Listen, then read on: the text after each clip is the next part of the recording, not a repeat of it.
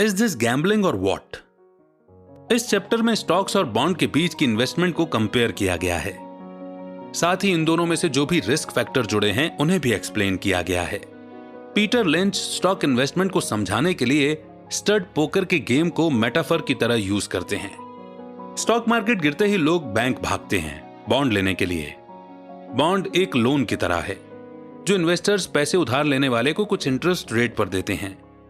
पिछले कुछ 20 सालों से बॉन्ड काफी पॉपुलर हुए हैं, लेकिन क्या हम बॉन्ड में इन्वेस्ट करने को स्टॉक्स में इन्वेस्ट करने से कंपेयर कर सकते हैं? बेशक ये सच है कि जो प्रॉफिट आपको स्टॉक्स में मिलता है वो बॉन्ड से कहीं ज्यादा होता है। वो इसलिए क्योंकि आप जब किसी कंपनी के स्टॉक में इन्वेस्ट करते हैं तो उस कंपनी के कुछ शेयर यानी कुछ हिस्सा आपका हो जाता है। दूसरे शब्दों में कहें तो आप उस कंपनी के पार्टनर बन जाते हो।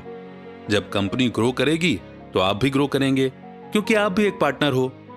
दूसरी तरफ बॉन्ड में आप सिर्फ एक लेंडर हो, यानी आप सिर्फ पैसा उधार दे रहे हो जो कि बाद में आपको कुछ इंटरेस्ट के साथ वापस मिल जाएगा। अब चाहे आप मैकडॉनल्ड्स में इन्वेस्ट करो या किसी छोटी कंपनी में, ज्यादा फर्क नहीं पड़ता क्योंकि आपकी ग्रोथ लिमिटेड ही रहेगी। लेकिन क्या स्टॉक्स में रिस्क ज्यादा है? बेशक है।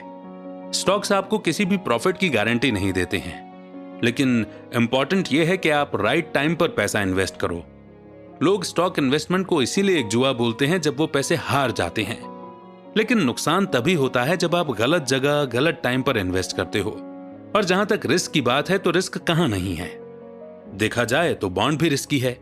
इसमें कई बार इंटरेस्ट रेट इतना कम हो जाता है कि आपको काफी कम रिटर्न मिलता है या फिर आपको डिस्काउंट में बॉन्ड बेचने पड़ते हैं। किसी भी कंपनी में इन्वेस्ट करने से पहले आपको कुछ बेसिक सवाल पूछ लेने चाहिए और जो जवाब मिले उसी के हिसाब से डिसाइड करो कि इस कंपनी में इन्वेस्ट करना है या नहीं करना है। स्टॉक्स में इन्वेस्ट करना पोकर गेम की तरह है।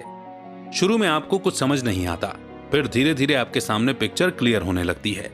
शुरुआत में आपको सिर्फ अपने कार्ड्स का पता होता है, लेकिन जैसे जैसे और कार्ड्स खुलते जाते हैं आपको पता चल जाता है कि जीत किसकी होगी। नेक्स्ट चैप्टर है पासिंग द मिरर टेस्ट। इससे पहले कि आप स्टॉक्स में इन्वेस्ट करने का मन बनाएं, पीटर लिंच आपको 3 सवालों का मिरर टेस्ट देते हैं। ये सवाल इसलिए हैं ताकि आपकी इन्वेस्टमेंट कहीं बहुत ज्यादा रिस्की ना हो जाए।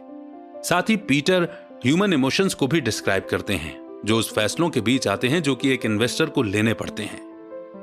इन्वेस्टिंग से पहले ये 3 सवाल हैं जो आपको खुद से जरूर पूछने चाहिए। 1, क्या मेरा खुद का घर है?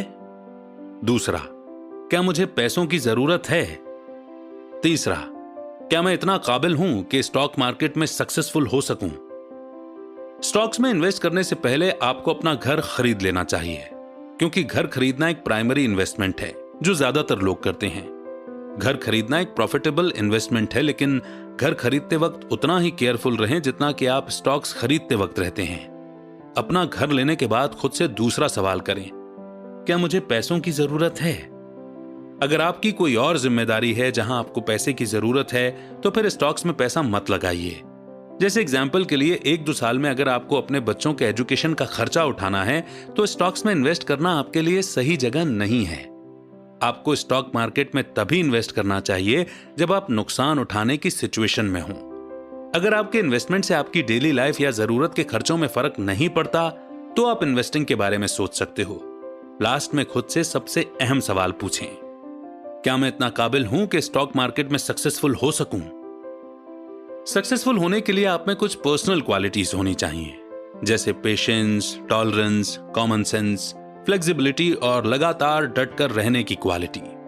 इसके साथ ही अपनी गट फीलिंग के हिसाब से कभी मत चलना, सिर्फ फैक्ट्स के बेस पर डिसीजन लेना।